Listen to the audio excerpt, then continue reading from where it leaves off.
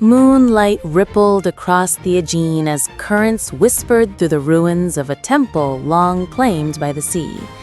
In the shifting shadows, Rillick hunter Miles Bordel fought for breath and survival, fending off mercenaries among toppled columns and statues whose stone eyes seemed to watch. Somewhere in the darkness, the Medusa pendant waited, its empty ruby sockets promising either fortune or a fate carved in myth. Fresh from this perilous mission with Dr. AnaRose Preston, Miles sits down with us to share the truth behind the legend, the man who would wield it, and the cost of chasing history into the deep. Miles, thank you for joining us. For readers new to your work, how would you describe what you do?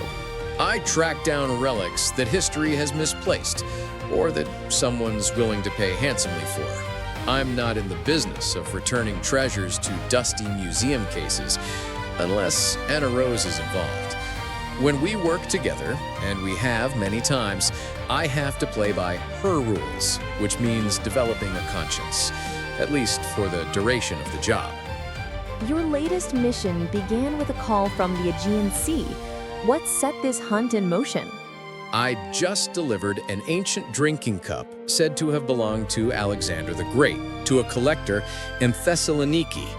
The cup bore the image of Medusa, and I suspected it was more than decorative.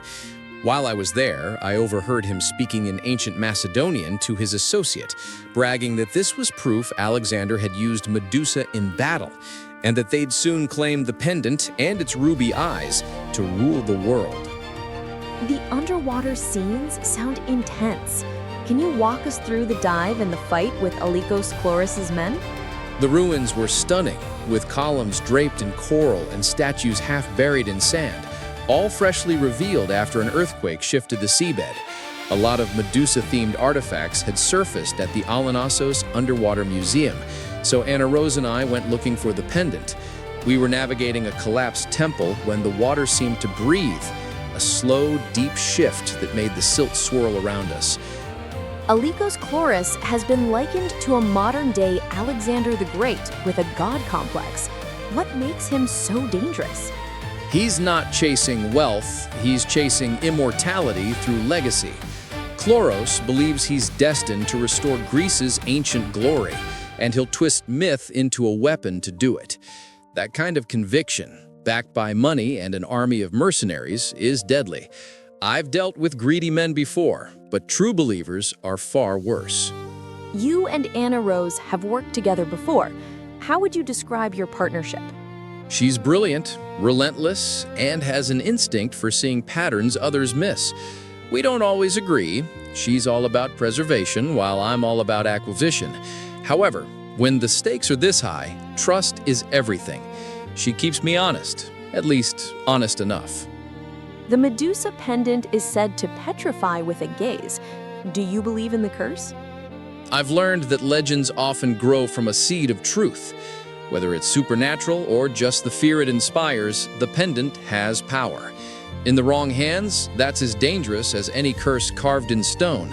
And if you're smart, you don't stare too long wondering which it is. What's next for you now that the dust has settled? Taking time off would be nice, but history doesn't rest, and neither do the shadows it leaves behind. There's always another relic, another danger, another story waiting to be written. And if AnaRose calls, I'll answer without hesitation. Miles, thank you so much for sharing your insights with us today. Before we wrap up, is there anything else you'd like to share with our readers about your work or any upcoming adventures? It's been a pleasure. Although I'm not usually in the habit of giving away my secrets, I will say this: working with AnaRose Preston is never dull. She's sharp, fearless, and has a way of turning even the simplest job into something worthy of the history books. We've faced danger on land, at sea, and now under it, and I have no doubts there are more high-stakes missions in our future. Just don't expect me to admit I'm looking forward to them.